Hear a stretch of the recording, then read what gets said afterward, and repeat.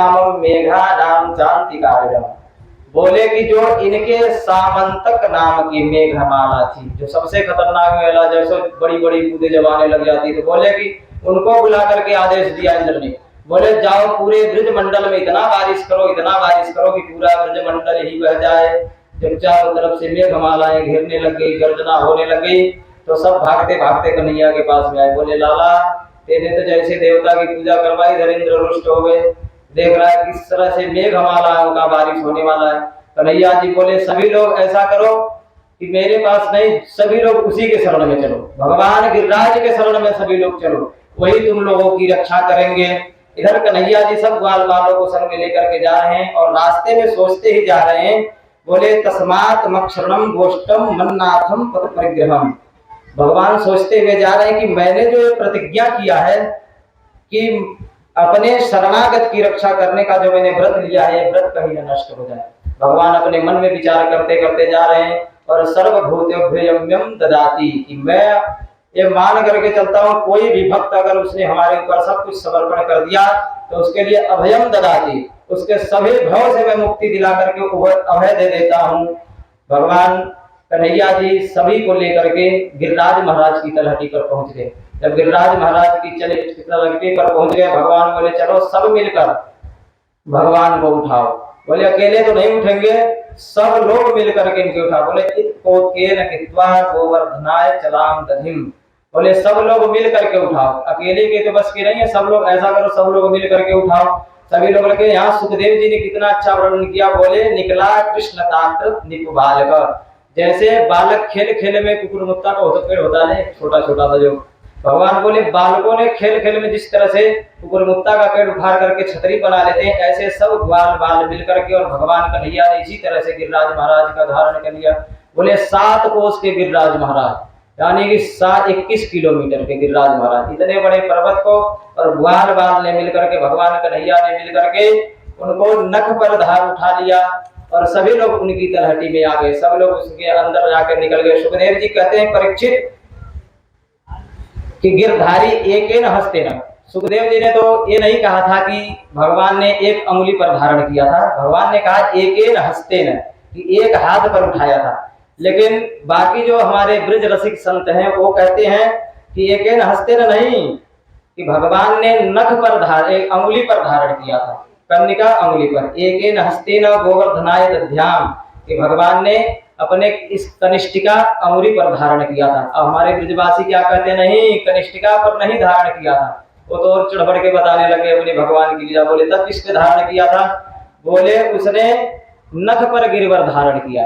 बोले कैसे? बोले महाराज कनिष्ठिका अंगुली की जो अग्रभाग की नाखून थी, केवल उस पर ही गिरिराज को धारण कर लिया था। हमारे ब्रज में बहुत अच्छी सब कथा भजन गाते हैं कि नख पर गिरवर लीनो धार, कन्हैया मेरो बारो। ओ नख पर गिरवर लीनो धार, कन्हैया मेरो बारो, कन्हैया मेरो बारो, नंदलाला मेरो बारो। नख पर गिरवर लीनो धार, कन्हैया मेरो बारो। यूं कहे यशोदा मैया जरा जोर लगाओ भैया, यूं कहे यशोदा मैया जरा जोर लगाओ रे भैया। एक कैसे झेले भार अपार, कन्हैया मेरो बारो। ओ नख पर गिरवर लीनो धार, कन्हैया मेरो बारो। मेरे लाला की नरम कलैया, कहीं मूर्ख न जाया कि भैया। लाला की नरम कलैया, कहीं मूर्ख न जाया कि भैया। अरे गिरवर में भार अपार, कन्हैया मेरो बारो। नख पर गिरवर लीनो धार, कन्हैया मेरो बारो। गिरिराज महाराज की। ब्रजवासी बोले महाराज उंगली पर नहीं, भगवान ने केवल कनिष्ठिका के नखाग्र पर धारण किया था। ब्रजवासी बोले भैया तो ये बहुत दिन हो गई। 7 दिन तक भगवान ने 7 दिन और 7 रात तक भगवान ने नख पर उसको गिरिराज जी को महाराज को धारण करके रखा था। ब्रजवासी बोले भैया हम लोगों ने तो लठिया लगा रखी है, हम लोग थोड़ी बहुत करवट वरवट बदल लेते हैं, तेने लगातार 7 दिन और 7 रात अंगुलियां लगाए खड़ा है, ऐसो कर थोड़ा सा तू भी ढील दे दे, हम लोग उठाए पड़े हैं, थोड़ा तो भी सोचता है। भगवान बोले कि ऐसा अगर मैं छोड़ दूंगा तो तुम सब जैसी आराधे हो जाएगा। बोले नहीं, तू क्या सोच रहा कि तेने अकेले गिरवर उठा रखे, हम सब क्या ऐसे ही लग रहे हैं यहाँ लाठी डंडा ले लेके। भगवान बोले अच्छा नहीं मानोगे। तो भगवान ने जैसे ही थोड़ा सा आगे किया, सबकी जितनी लठियां थी सब टूट गई। भगवान सब चिल्लाने लगे रो भैया भैया नहीं जोर लगा, नहीं जोर लगा। तो देखे गिरिराज महाराज नीचे ही चले आ रहे हैं। फिर भगवान ने जैसे गुगा को धारण किया, बोले क्व सप्ताह जनो बाला त्वमहादिक धारिणम ततो न जायते शंका ब्रजनाथ तमज्जय। भगवान उन्होंने बोला कि अगर तेरे अब तो हमारी लठिया टूटी गई है, अब ऐसो जब तेरे अकेले ही धारण करोगे तो हम सोच रहे हैं कि हम थोड़ी तेरी परीक्षा भी लेने। सब एक एक कर करके ग्वाले निकलने लगे गिरिराज जी महाराज। जब सब निकल गए तो भगवान ने अकेले ही नख पर गिरिराज महाराज को धारण कर रखा था। तो ग्वाले क्या बोले भगवान, वह सप्तहाजनो बाल तुम्हारे धारिणम ततो न जायते शंका ब्रजनाथ तुमज्जयित। ये तो साक्षात देवता है, नंद जी लाला है, जिसको तू अपना लाला समझ रहा है, तेरा लाला नहीं है, ये साक्षात ब्रह्म है। भगवान बोले सबने तो गड़बड़ कर दी, कहीं ब्रह्म बता करके ऐसे न करो कि हमको किसी तखाले में ले जाकर बैठा दिए, 2 चुनौती लगा दिए, गेट बंद कर दिए। भगवान की यही हाल होती है, कन्हैया जी को बैठा देते हैं ले जाकर के तखाले में। बोले भैया जब टाइम मिले तो एक थोड़ी सी धूपबत्ती जला दिए, जो चुनौती का भोग लगा दिए, भगवान पड़े हैं देख रहे हैं, कोई भक्त आए तो क्या पता फिर कुछ और मिल जाए। तो ऐसा ना इन लोगों ने भगवान बोले तेरा जो लड़का है पूर्ण ब्रह्म है। भगवान नंद जी बोले अरे कैसी बहकी बहकी बातें कर रहे हैं, तुम्हें सब ब्रह्म नहीं है। तो बोले नहीं महाराज इसमें शंका नहीं, बता अकेले ने पूरे 7 कोस के गिरिराज महाराज को अकेले धारण कर रखा है, किसी मामूली आदमी की बात है। बोले शंका तो मुझे भी हो रहा है। नंद बाबा बोले शंका क्योंकि जब गर्गाचार्य जी नामकरण करने आए थे तो उन्होंने भी एक बार मुझे ऐसी बात बताई थी। बोले क्या बताई थी? बोले कि जब तुम्हारे घर में जो बच्चा पैदा हुआ है तस्मात नंद मुझो यमिते नारायणो समो गुण, ये जो तुम्हारा बालक है इसके अंदर सभी नारायण के गुण हैं। तो भगवान बोले तो तब तो कुछ शंका, मैं तो सोचा कि गर्गाचार्य जी ऐसी इधर उधर की बातें बता रहे, लेकिन आज देख करके ऐसा लग रहा है कि वाकई में इसके अंदर कुछ भगवान के लक्षण है। उन्होंने किसी तरह से भगवान बोले नहीं नहीं ऐसी बात नहीं है। कन्हैया जी बोले सब अगर अभी से ब्रह्म साबित कर देंगे तो और आगे की लीला तो हमारी रही जाएगी। भगवान बोले नहीं तुम लोगों को ऐसा नहीं लग रहा है, मुझे मैं तपस्या करके एक वरदान मांगा हूँ भगवान से। बोले कौन सी तपस्या देने करी है? बोले कि मैंने ऐसी तपस्या करी कि जो मेरे सामने जो गाल वाल रहते हैं ना कि उनका आधी शक्ति मेरे अंदर आ जाती है। बोले कि नहीं ऐसा कोई, फिर बोले कि और कुछ तो ज्यादा से ज्यादा राधा रानी की कृपा है। बोले कच्छ माखन को बल बढ़ो कच्छ गोपन करी सहाय श्री राधा जो को कृपा सो मैंने गिरवर लियो उठाए। वाल वाल बोले भैया तभी तो हम सोचे इतने दुबले पतले काहे हो रहे हैं, हमें तो ये पता था तू माखन की चोरी करता है, तू तो हमारे शक्ति की भी हरण करने लग गया, तभी तूने गिरिराज महाराज को धारण कर लिया है। तो इसी भगवान ने बहुत समझा बुझा कर ग्वाल वालों को समझाया, फिर ग्वाल वालों को समझ में आया। फिर बोले गोवर्धनम स्थापयामि लीलया। भगवान जब देखे 7 दिन बाद जब इंद्र जी आए, जब देखा उन्होंने कि इस तरह से बारिश हो रही थी उसी तरह से बारिश का कोई असर ब्रजमंडल पर नहीं हुआ, क्योंकि अगस्त ऋषि का आवाहन कर दिया था। भगवान ने बोले महाराज पिछले जन्म के प्यासे बैठे हो आओ और अपनी प्यास बुझाओ, हमारे ब्रजवासियों की रक्षा करो। भगवान ने सब एक ही योग लगाया और पूरे 7 दिन के जल को ग्रहण कर लिया था। इधर भगवान जब देख लिया कि अब हमारे बस का नहीं है, इंद्र जी जब आए देखे कि स्वयं परम ब्रह्म कन्हैया यहाँ खड़ा है।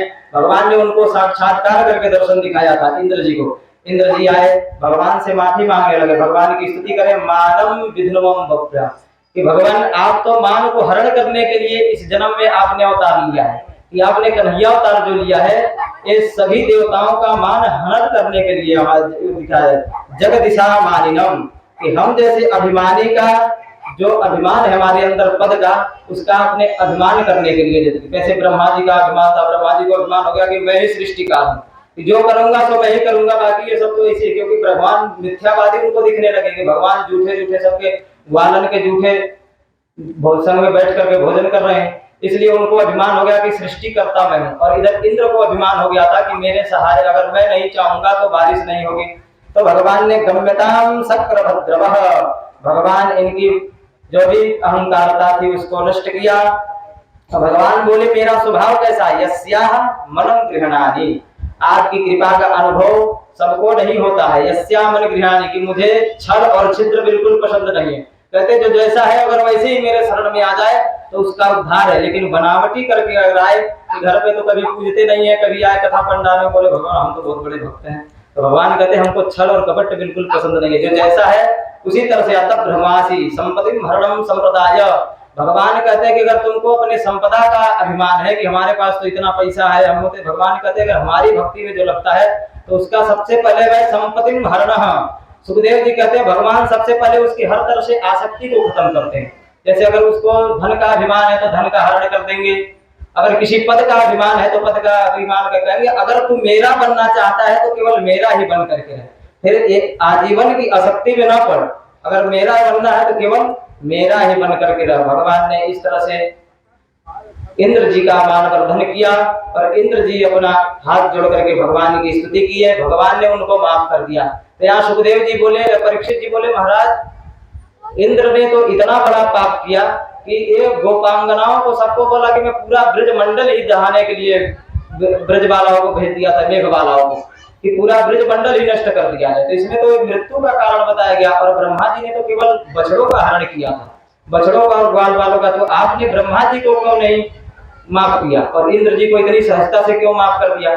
भगवान बोले कि इंद्र का जो वो था तो इंद्र केवल भगवान को भक्त से अलग नहीं किया था, वो केवल एक अपने पद के अभिमानी में आकर के वो हरण करना चाहता था कि मैं इसको दहा दूंगा, लेकिन जो ब्रह्मा जी थे उनको अपने सृष्टि का अहंकार था कि मैं, और उन्होंने क्या किया था एक माँ से उनके बच्चों का हरण कर लिया था और भगवान से भक्त का हरण कर लिया था, इसलिए मैंने उनका, और उनका पद बड़ा था, बोले ब्रह्मा जी का पद बड़ा था ना, इसलिए ब्रह्मा जी का जो जिसका जितना बड़ा पद होता है उसका उतना ही बड़ा पाप का उसको लक्षण दिखाई देता है। भगवान बोले बाबा नंद निर्हार घृतम प्रथम।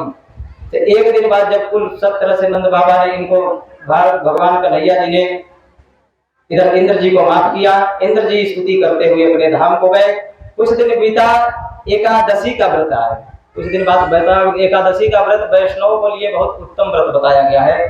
बोले कि चाहे कोई व्रत हो ना हो, अगर एकादशी का व्रत किया जाए तो ये भव सागर से मुक्ति मिल जाती है। तो दो पक्ष में दो एकादशी पड़ती हैं, इसलिए भगवान वैष्णव के लिए, संतों के लिए महाराज ने एकादशी का व्रत बहुत उत्तम व्रत बताया। अनंत बाबा व्रत थे एकादशी का, और अनंत बाबा को अचानक रात में ही निद्रा खुल गई, 2-3 बजे का टाइम हो रहा था, बाबा की निद्रा खुल गई। बाबा बोले कि निद्रा खुल गई, उनको ऐसा लगा कि 4 बज गया, ब्रह्म मुहूर्त हो गया। बाबा जी चल गए नहाने के लिए, जाकर के गंगा जी में, जमुना जी में जैसे स्नान किया, वहां वरुण देवता कुपित हो गए, क्योंकि बताते हैं शास्त्र के हिसाब से कि रात में यमुना में या नदी में स्नान नहीं करना चाहिए। क्यों? क्योंकि 12 से लेकर के 3 बजे तक वरुण देवता जो विश्राम अवस्था में रहते हैं, उस समय नदी में स्नान नहीं करना चाहिए। इधर वरुण देवता कुपित हो गए और वरुण देवता ने अंदर ही अंदर नंद बाबा का हरण कर लिया और हरण कर करके ले जाकर के अपने यमुना पुरी में ले जाकर के बुला दिया। इधर ग्वालवाल जो उनके रक्षक आए थे, उन्होंने दौड़ते दौड़ते जाकर कन्हैया से पुकारने लगे, अरे कन्हैया तेरे बाबा गए जमुना जी में नहावे और वही में डूब गए। कन्हैया जी जो दौड़ते दौड़ते जमुना जी में छलांग लगाई, छलांग लगा के सीधे वरुण देवता के पास में पहुंच गए। जब वरुण देवता के पास में पहुंचे, तुरंत वरुण देवता हाथ जोड़ करके कन्हैया जी के सामने खड़े हो गए, दिव्य दिव्य भगवान का पूजन करने लगे। नंद बाबा इधर दृश्य देख रहे हैं बैठे बैठे, बोले कि बाप को तो बांध के डाल रखो है इन्हें और बेटा की सेवा कर रहे हैं। तो उनको फिर शंका हुआ कि कहीं पूर्ण ब्रह्म तो नहीं, आखिर में इसकी इससे क्या पहचान, वरुण देवता से इनकी क्या पहचान जो इनको बैठा करके सेवा की जा रही है। इधर भगवान वरुण देवता बोले कि प्रभु आपका आगमन कैसे हुआ। बोले आपने हमारे पिता का हरण कर लिया है। वो हाथ जोड़ करके खड़े हो गए, बोले अज्ञानाम मामकेन मुंडमम मम सेवकः, कि भगवान अज्ञानता बस से हमारे जो सेवक हैं उन्होंने उनके आपके पिताजी का हरण कर लिया होगा, मुझे कुछ इसके बारे में पता नहीं है। बोले कि उनको जो तुरंत बोले आपके बाप पिताजी कौन से हैं। बोले कि वो बैठे नंद बाबा जिनको तुमने बांध करके डाल रखा है। भगवान ने जाकर के तुरंत उनको छोड़ा और बोले अज्ञानताम मामकेना मुंडनेन मम सेवक, की हमारे जो सेवकों की तरह से गलती हुई भगवान से क्षमा करें। भगवान ने दिव्य स्वागत किया उनका, वरुण देवता का, और वरुण उनको वहां से फिर अपने पिताजी को लेकर के आए। पिताजी करके लेकर के आए, फिर ग्वाल बाल जब चलते चलते आ रहे, भगवान नंद बाबा बताने लगे कि अरे वहां पे तो वरुण देवता ने दिव्य स्वागत किया हमारे कन्हैया की, हमारे लाला की। ग्वाल बाल फिर आपस में काना फूसी करने लगे, बोले कि अच्छा है बता, वहां तो इसने कह दिया कि कुछ माखन को बलगड़ बढ़ो बच गोपी करी सहाय, वहां पे तो इसने बात घुमा दी, लेकिन अब वरुण देवता के इससे कैसे पहचानोगे, वरुण देवता इसको कैसे जानते हैं? इसका मतलब जरूर कुछ ना कुछ घोटाला कर रहा है, छिपा रहा, हमसे बता नहीं रहा, शायद ये पूर्ण ब्रह्म है। ग्वाल बाल फिर सबसे पूछने लगे, बता भैया तू वाकई में अगर भगवान है? भगवान बोले अरे ग्वाल बालो तुम क्यों चक्कर में पड़ रहे हो, मैं भगवान नहीं हूँ, ऐसी तुम लोगों जैसा साधारण। ग्वाल बाल बोले नहीं कुछ तो गड़बड़ है, बता तू क्यों आखिर क्यों छुपा, अगर तो भगवान ही है तो हम तुझसे कुछ और नहीं मांग रहे हैं, बस केवल हमारी एक ही अभिलाषा है। भगवान बोले क्या अभिलाषा है तुम्हारी बताओ, मैं अगर नहीं भी भगवान होऊंगा तो भी तुम्हारी अभिलाषा को पूर्ण करूंगा। ग्वाल बाल बोले कि मैं एक बार वैकुंठ देखना चाहता हूँ, कि वैकुंठ कैसो एक बार मुझे दिखा दो। भगवान बोले कि अच्छा वैकुंठ देखना चाहते हो? तो बोले हाँ। बोले तब चलो हमारे संग में वैकुंठ। हमारे वृंदावन में एक रंग जी मंदिर है, रंग जी मंदिर की बहुत विख्यात बताई गई, वहां सोने की खंभा आज भी लगा हुआ है। पहले तो 2 खंभा थे, अंग्रेजों के जमाने में चुरा उरा ले गए, सब खोल दिए, एक आज दिए वहां पे। वहां पे एक ब्रह्म कुंड है, जैसे रंग जी के मंदिर में प्रवेश किया जाएगा तो गेट के पहला दरवाजे पे वहां ब्रह्म कुंड है, वो भगवान कन्हैया के समय का ब्रह्म कुंड है। भगवान बोले कि अगर तुम लोगों को वैकुंठ देखना है तो इस ब्रह्म कुंड में कूदो और सीधे वैकुंठ में ऊपर आ जाओगे। वो सब बार बार चक्कर में पड़ गए, बोले कि कहीं ऐसा तो ना हम लोगों को खुदा के अपने ही देखता रह जाए। बोले ऐसे नहीं, अच्छा कन्हैया बता तू भी चलेगो हमारे संग में वैकुंठ में? बोले हाँ हाँ बिल्कुल चलेंगे, जैसे सुनो हाँ हम भी चलेंगे। सब एक एक कर करके भगवान कुंड में कूद गए, इधर कुंडे को कूदे कुंड में और वहां पहुंच गए वैकुंठ में। जब जाकर के वैकुंठ में देखा सब तरफ से चतुर्भुज वाले सब दिख रहे हैं, सब अपनी अपनी लीला करते दिख रहे हैं। वहां पे एक ने पूछा भैया तो बहुत अच्छा वैकुंठ है, यहाँ तो जब देखो सब 4 ही भुजा वाले दिख रहे, 2 भुजा वाला तो कोई है ही ना। अब बता इधर उधर देखने लगे, हमारा कन्हैया कहाँ को, कन्हैया दिख ही नहीं कहीं। बोले कि एक ग्वाल बोला कि चलो और देख करके आते हैं, जैसे कहीं जाओ नई जगह पे, बोले कि इधर तो देख लिया, थोड़ा आगे भी चलते हैं देख के आते हैं, क्या पता कुछ और अच्छी चीज मिल जाए देखने के लिए। तो एक ग्वाला बोला अरे दारी के अपनो ब्रजवासी ना है, यहाँ कहीं खोए गो तो पूछ भी ना पाए हो, पता नहीं यहाँ की कौन सी भाषा होगी, तेरे समझ में आवे ना आवे, पता नहीं वो सब क्या बोलेंगे, नहीं समझ में। बोले कि ऐसा कर कन्हैया की संग घूम, जहाँ कन्हैया जब चारों तरफ गोल घुमा कर देखने लगे, कन्हैया जी दिखे ही नहीं। वहां पे देखे, जब इधर उधर घुमाए फिरे, वहां पे चतुर्भुज वाले मिले, उनसे पूछे भैया ये बताओ कि हमारा कन्हैया कहाँ है? उन्होंने तुरंत इशारा कर दिया। बोले वैकुंठ में शोर नहीं होता है, सब अपने अपने माला सटका रहे हैं। और फिर चुप बोले तो बड़ी कोई जबर विडम्बना, एक तो कन्हैया हमें छोड़ करके गायब हो गया और दूसरे इनसे पूछा जा रहा है महाराज हमारा कन्हैया। श्री राधे श्री राधे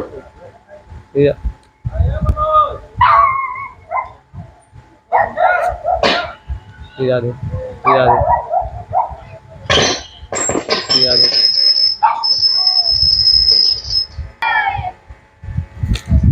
जब चारों तरफ मुंडी घुमा करके देखने लगे, कन्हैया कहीं नहीं दिखे, फिर अचानक से एक दृश्य पहुंचा कि सतम फड़े नत्रे कृत्वा भगवान कृष्ण। बोले कि यहाँ तो उस समय तो जाकर के अभी काली दह में जाकर के 100 खन वाले के ऊपर नाच रहा था, और यहाँ तो आगे 1000 खन के ऊपर नाचने लग गया। जाकर के जैसे कन्हैया जी के दर्शन करके लिए आगे बढ़े, सो एक वहां पे फिर पार्षद ने रोक दिया, बोले बस यहीं तक, इससे आगे जाना मना है। बोले अरे हमारा ब्रजवासी कन्हैया है, हम उसके पास में जाने दो। बोले यहाँ कोई ब्रजवासी नहीं है, तो स्वयं हमारे परम वैकुंठ धाम के स्वामी श्री विष्णु भगवान है। फिर बार बार बड़े चक्कर में पड़े, भैया बोले भैया मुझे ऐसा वैकुंठ ना चाहिए जहाँ पे हमारा कन्हैया ही ना मिले, ऐसा कर हमें फिर से वही ब्रजमंडल में ही ले चल। भगवान ने जैसे ही उन्होंने कहा कि हमें फिर से उसी ब्रजमंडल में ले चलो, भगवान तुरंत अंदर ध्यान में सभी लोग आकर के कुंड से फिर से प्रवाहित हो गए। तो वहां की आज की भी एक लीला है कि अक्षय तृतीया को, अक्षय तृतीया में जब शरद की पूर्णिमा आती है तो वहां का द्वार खोला जाता है। एक ऐसा द्वार है हमारे रंग जी मंदिर का कि वो केवल अक्षय तृतीया को खुलता है, जब शरद पूर्णिमा में। तो भगवान बताते हैं कि इसी रास्ते से भगवान वैकुंठ को गए थे, वो केवल साल में एक ही बार दरवाजा खुलता है, इसलिए वहां की इतनी भीड़ होती है उस दिन कि पैर रखने की जगह नहीं मिलती। सब लोग सोचते हैं कि चलो हम इस गेट को पार करने का मतलब वैकुंठ मिल ही जाए। इधर सब आए, बोले कि वैकुंठ में तो इसकी बहुत ज्यादा साक्षात्कार है, और इधर भगवान बोले कि वैकुंठ में इसकी इतनी पूजनी है, और यहाँ भगवान गोपियन के चचिया भर छाछ पे नाच नचाए। यहाँ गोपियां ऐसी हैं कि भगवान को डांटती भी हैं, फटकारती भी हैं, और जा करके उनके संग उनकी शिकायत भी करती हैं। यहाँ तक कि कभी कभी तो ऐसा हो जाता है कि डांटने के लिए भी क्या, उनकी शिकायत करने के लिए कहते हैं कभी कभी तुझे मारना पड़े तो मारूंगी भी। भगवान ऐसे भक्त वत्सल है, भगवान कहते हैं जिसने मुझे सब कुछ समर्पण कर दिया उसके लिए मैं सर्व बंधन से मुक्त हो जाता हूं। इधर सभी गोपियां धमकी दे रही हैं, इसकी आवाज कैसी कर दी है? सभी गोपियां भगवान कन्हैया जी को धमकी दे रही हैं, और क्या कर रही हैं कि तो एक दिन हाथ लगाए दूंगी, मत फोड़ दही की मटकी। तो एक दिन हाथ लगाए दूंगी, मत फोड़ दही की मटकी। मैं तो ग्वालन बरसाने की, तोरे धोस में नहीं आने की। मैं तो ग्वालन बरसाने की, तेरी धौस में नहीं आने की। और तेरो रास्ता बंद कराए दूंगी, मत फोड़ दही की मटकी। तो एक दिन हाथ लगाए दूंगी, मत फोड़ दही की मटकी। भगवान बोले सभी भक्त वत्सल की कृपा से जैसा भी चल रहा है सब बढ़िया है, इनका जो सिस्टम है। बोलिए फिर भक्त वत्सल भगवान की। इधर गोपियां भगवान बोले कि बताइए भगवान कितने ऐसे बंधन से मुक्त कर करके, इधर गोपियां डांटती फटकारती हैं और भगवान की इतनी सेवा होती वैकुंठ में जा करके, और इधर किसी तरह से सभी लीला भगवान ने समापन करके इधर आ गई शरद पूर्णिमा की रात। भगवान रास रचाने के लिए आए, और आगे की कथा हमारे गुरुजी महाराज सुनाएंगे। रास की कथा आप लोगों को दिव्यमयी कथा सुने। जय जय श्री राधे, जय जय श्री श्याम। क्योंकि मन एवं मनुष्या नाम कारण बंधन मोक्षो बंधाय विषया संगी मोक्षो निर्विषया अस्मृतम। मनुष्य का मन ही बंधन और मोक्ष का कारण है। तो मन को सुधारने के लिए श्वास पर इसे बांधा जाता है कि शब्द है गुरु सूरत है चेला, कि आते जाते श्वास पर रहे निरंतर ध्यान। कर्मन के बंधन करे कटे होए परम कल्याण। तो माला श्वासो श्वास की भगत जगत के बीच। जो फेरे सो गुरमुखी ना फेरे सो नीच। इसके लिए आत्म कल्याण के लिए लिखते पहले स्वयं का बोध, इसके बाद होश, होश के बाद तटस्थ भावना जागृत होती है कि समग्र अवलोकन में बैठा ये दृश्य प्रपंच जो दिखाई दे रहा है परिवर्तनशील है। हर जोनियों में जैसे भटकते भय निद्रा मैथुन आहार सब के समान जग जाए। हर जोनियों में हमको डर मिलती है, भय होता है, निद्रा मिलती है, खाने को मिलता है, परिवार मिलता है, लेकिन यह मनुष्य शरीर जो प्राप्त करके हम आए हैं इससे अपना लोक परलोक सुधारने के लिए यह अंतिम चरण वाला यह शरीर मिला है। इसको पा करके जो न तरे भव सागर नर समाज यश पाए। सुकृत निंदक मंदमती आत्म हानि गति जाए। वो अपनी आत्मा का पतन करके चला जाता है। इसलिए शास्त्रों में आया है कि सर्वे क्षयंता निश्चया पतंता समुच्चया संयोगा विप्रयोगांता मरणांतं च ध्रुवम। कि समस्त संग्रहों का अंत विनाश है, लौकिक उन्नतियों का अंत पतन है, संयोग का अंत वियोग है, जीवन का अंत मरण है। तो सत्य क्या कि truth is God, God is truth. कि सत्य ही ईश्वर है, ईश्वर ही सत्य है। इसको पहचाने, 10-5 मिनट समय लगा करके परमात्मा का चिंतन करें। फिर इसके लिए बताते हैं शास्त्रों में, इसके लिए पहले स्वयं का बोध, इसके बाद होश, होश के बाद तटस्थ भावना जागृत होती है कि समग्र अवलोकन में बैठे हैं। यह दृश्य प्रपंच जो परिवर्तनशील है, क्षण क्षण परिवर्तित हो रहा है। तो पाली भाषा में लिखे महात्मा बुद्ध कि खिंगं पुराणं नवनथ संभवम ते आयत भस्म विरक्ति चित्ता और छंदा निबंधि धीरा जथा जम्बुदीपे इदम प्रबुद्धि रत्नं प्रणीतं जेतेन सच्चेन सुवत्थ होतु। कि जब संसार के नश्वरता का बोध हो जाता है तो सारे विकार दब जाते हैं, प्रदीप जल उठता है, तब ये निर्वाण को उपलब्ध हो जाता है। तब ये शरीर रूपी अयोध्या में वैराग रूपी लक्ष्मण का प्रादुर्भाव होता है, फिर ज्ञान रूपी राम आ जाते हैं, भाव रूपी भरत आ जाते हैं, प्रेम रूपी शत्रुघ्न आ जाते हैं, शांति रूपी सीता आ जाती हैं, 10 इंद्रिय विजेता रूपी दशरथ का आगमन हो जाता है, फिर ज्ञान रूपी कौशल्या आ जाती हैं, फिर क्रिया रूपी कैकेयी आ जाती है, कर्म शुद्ध करने लगता है, फिर भक्ति रूपी सुमित्रा शरीर के अंदर आ जाती हैं, क्रिया भक्ति रूपी सुमित्रा आ जाती हैं, फिर सुमत रूपी सुमंत मंत्री आ जाते हैं, बुद्धि रूपी हनुमान आ जाते हैं, विवेक रूपी जामवंत आ जाते हैं, फिर सत्य रूपी सदगुरुदेव सुग्रीव का भी शरीर में अवतरण हो जाता है, जीव का भोक्ता भाव छूट जाता है, दृष्टा भाव की उपलब्धि हो जाती है, तो इसके शरीर से सुगंध निकलने लगता है। तो शास्त्रकार को लिखना पड़ा कि गंध गुलाब बहे वही चले पवन जिसोर, असील गंध पिन पवन के गम के चारों ओर। कि फुलवारी से सुगंध हवा जिधर जाएगी उधर सुगंध जाएगी, लेकिन ये महापुरुष जहाँ पे अपने चरण रख देंगे वहीं पे अपने वातावरण में, अच्छे वातावरण में प्रणित कर देते हैं। तो ऐसे धन्य पुरुष हैं, इस जीव के तीन ही सगे कि संत सगो और गुरु सगो, अंत सगो है राम, परशुराम ये जीव को तीन ठौर विश्राम। और तीन इसके सगे नहीं कि माया सगी न तन सगो, सगो नए संसार, परशुराम ये जीव को सगो सुसिरजनहार। तो इसे लखाने वाला कौन? संत। इसलिए कहें कि संत और राम को एक कर माने, तनिक भेद न आने मन में, लाली जो छिपी मेहंदी के पात्र में काष्ठ में आ गया ज्ञान ठाने, दूध में घृत तिल में तिल असत्य माने। हाँ पलटू के संत में है राम सत्य जाने।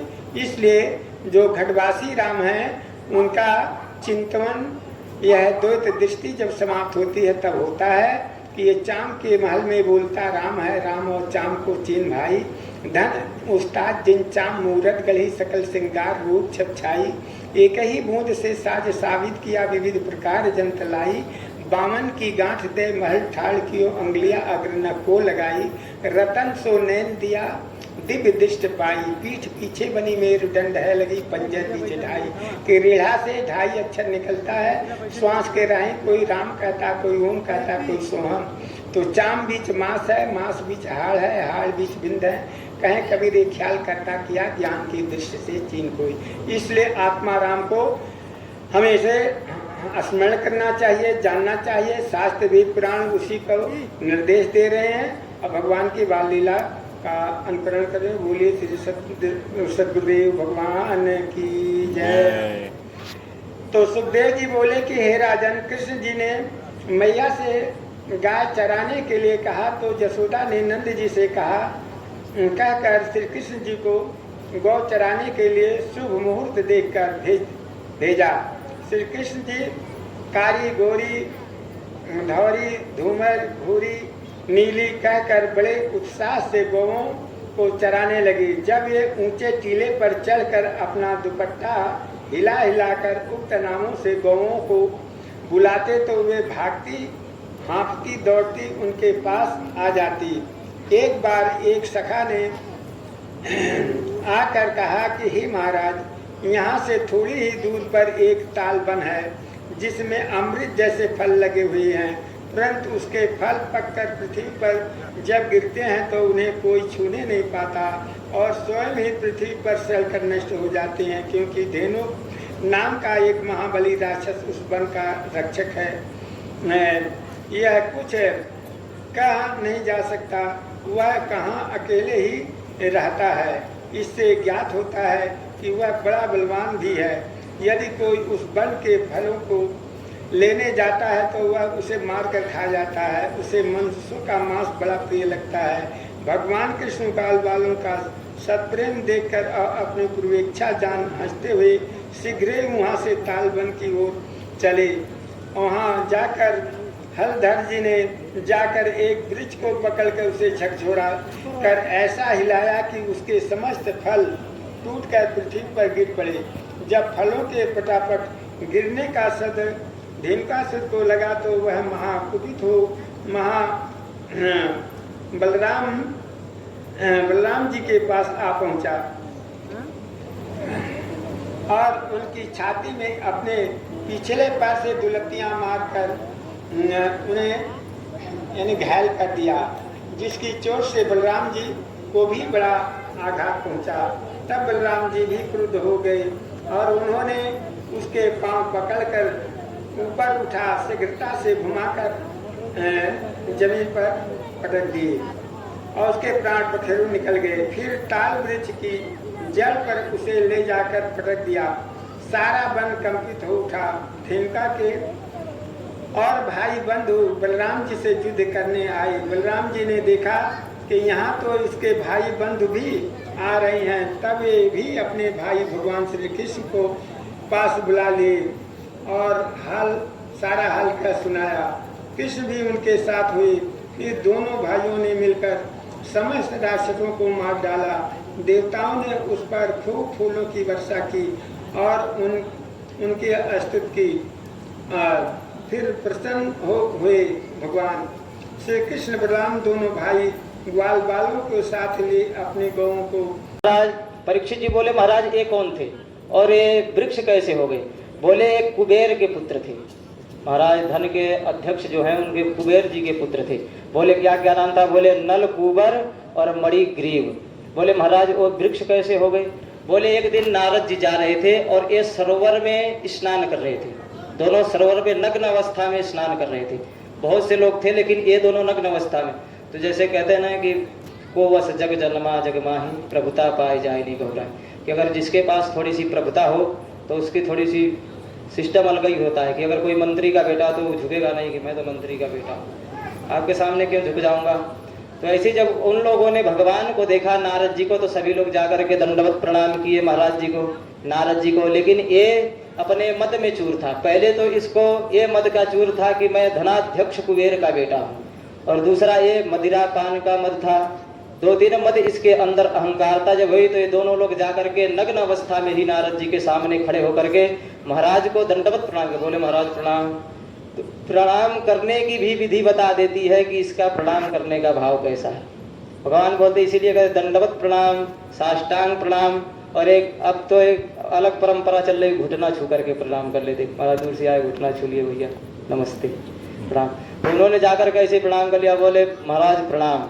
महाराज को क्रोध आ गया नारद जी को। नारद जी ने श्राप दे दिया। बोले जिस तरह से तुम जड़ की तरह खड़े होकर के मद में इस तरह से खड़े होकर के हमसे प्रणाम किए, आज मैं तुम्हें श्राप देता हूं कि इसी तरह से तुम जड़ बन जाओ, वृक्ष बन जाओ। उन्होंने हाथ जोड़ करके पूरा जब श्राप दे दिया भगवान ने तो उनका पूरा नशा उतर गया। हाथ जोड़ करके खड़े हो गए। बोले महाराज हमको क्षमा करें। महाराज बोले कि ठीक है, अब श्राप तो मैं वापस नहीं ले सकता हूँ, लेकिन तुम्हारे उद्धार के लिए भगवान स्वयं कृष्ण आएंगे। तो भगवान इसीलिए यहाँ पे आए और जाके तियल और इन दोनों का उद्धार किया। दोनों हाथ जब उद्धार हो गया तो दोनों ने आकर के भगवान से स्तुति करने लगे। मणि गुड़ा न कथने श्रवणम कथाया हस्त्रो चकर्म सुमनस्त्य बादयेत। बोले किस प्रकार से भगवान के सामने कन्हैया जी से करने लगे। बाणी गुणानुकथने, कि मैं अपने बाणी से आपका गुणन करूं, ऐसा मुझे उपाय बताइए, ऐसा आशीर्वाद दीजिए कि हमेशा मैं जब तक रहूं तब तक आपका अपनी बाणी से आपका मैं गुणनवाद करूं। और श्रवणम कथाया, कि जब तक मैं रहूं तब तक आपकी कथा का ही कीर्ति का ही श्रवण करूं। हस्तो च कर्म सुमनस्त्य, और अपने हाथों से मैं हमेशा सत्कर्म ही करूं, जब भी करूं तो आपके ही नाम का कर्म करूं। कर्म समानस्य बाधयेत, भगवान ने दोनों की इस विनती स्वीकार की और परम धाम को भेज दिया। फिर कुछ दिन बीता तो नंद जी के मन में एक बड़ा शंका हुई। बोले कि अब यहाँ पे रहने लायक नहीं है, क्योंकि जब से हमारा पुत्र पैदा हुआ है तब से कुछ न कुछ विपदा आती ही रही है। बोले अब कहाँ चला जाए। तो एक ग्वाल था, वो बोला कि वनम वृंदावनम नाम पसभ्यम नावकाननम। बोले वनम वृंदावनम यस्य, कि एक वन मुझे अच्छा पता है कि जहाँ चलने से सब की तरह की शांति मिलती। बोले कहाँ? बोले वृंदावन चलो। भगवान पूरा बोले कि तब इस बात पे देर क्यों? सबने पालकी सजाई, जितने भी ग्वाल बाल थे सबने अपनी पालकी सजाई और वृंदावन की ओर चलने लग गए। अरे लागो वृंदावन नीको सखी मोहे, लागो वृंदावन नीको, लागे वृंदावन नीको सखी मोहे, लागे वृंदावन नीको।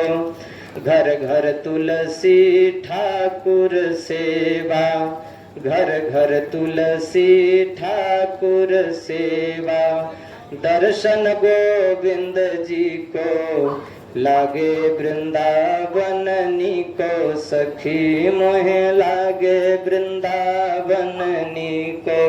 सभी भक्त पालकी सवार किए और श्री वृंदावन धाम में पहुंच गए। वृंदावन में जब गए तो वहां पे एक बकासुर नाम का दैत्य था, बगुले का वेश धारण करके आया। बगुले का वेश धारण करके आया, भगवान ने उसका मुख फाड़ दिया। बोले बकासुर मर्दन भगवान की। उसके बाद फिर कुछ दिन बीता, एक बक्सासुर बैल का रूप धारण करके असुर आया। ये जो कंस था वो हमेशा किसी न किसी को भेजता रहता था। चलो एक अगर नहीं मार पाया तो दूसरे को भेजा जाए। दूसरा आकर के बैल का रूप धारण करके भगवान के पास में आया। भगवान ने उसका भी मर्दन किया। फिर कुछ दिन बाद अघासुर यानी अजगर के रूप धारण करके एक दैत्य आया। जब आकर के वो वृंदावन में अपना मुख फैला करके और ऐसे ब्रज मंडल में पड़ गया। जब ब्रज मंडल में पड़ गया तो जो ग्वाल बाल थे उन्होंने सोचा कि कितनी अच्छी गुफा है, इस गुफा के अंदर घूम के आते हैं, देखते हैं क्या है। सभी ग्वाल बाल अंदर घुसने लग गए। कन्हैया जी बाहर खड़े थे। जब सब ग्वाल बाल घुसने लगे, अंदर जाते जाते और बकासुर इंतजार कर रहा था कि कन्हैया जी जब आए तब मैं अपना मुख बंद करूं। भगवान कन्हैया जी इधर देख रहे हैं कि सब ग्वाल बाल चले ही जा रहे। जैसे ही कन्हैया जी अंदर आए तुरंत भगवान ने उस बकासुर ने अपना मुख बंद कर लिया।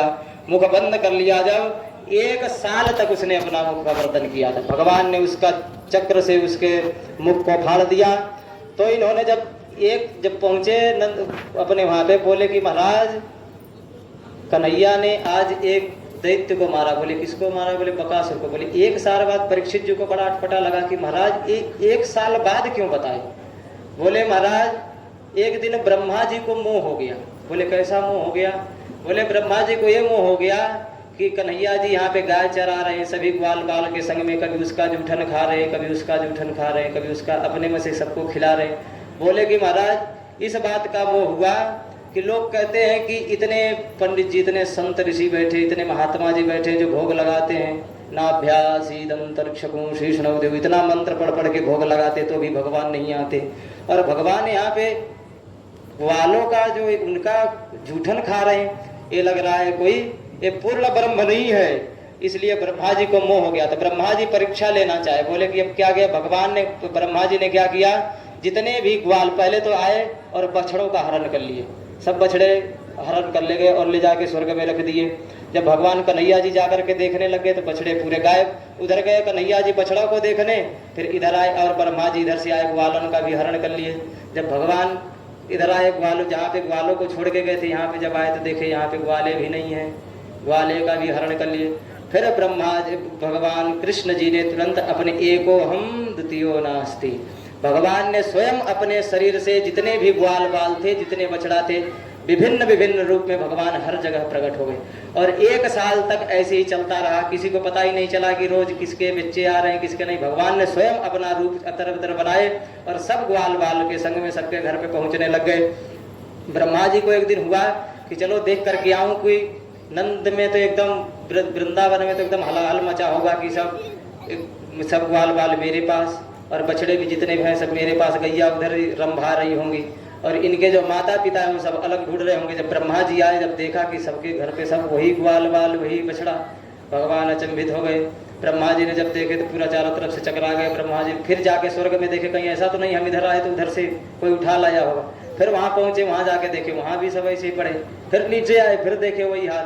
ब्रह्मा जी का जब मोह भंग हुआ, उनको पता चला कि यही ब्रह्म है, तो ब्रह्मा जी ने हरि हर एक है दोनों नहीं अनेक, बोले अहो भाग्यम, अहो भाग्यम, भगवान की स्तुति करने लग गए कि भगवान मैं आपको समझ नहीं पाया, तो आकर के हाथ जोड़ करके भगवान की तो अहो भाग्यम नंद गोप ब्रजे ब्रशाम यन्यात मित्रम परमानंदम पूर्ण ब्रह्म सनातनी। भगवान हाथ जोड़ करके विनती करने लगे ब्रह्मा जी कि हे भगवान, मैं आपकी माया से मोहित होकर के मैं आपको पहचान नहीं पाया, इसलिए मुझे क्षमा कर दें। कन्हैया जी कुछ नहीं बोले। जब कन्हैया जी कुछ नहीं बोले तो करजोर ब्रह्म खड़े।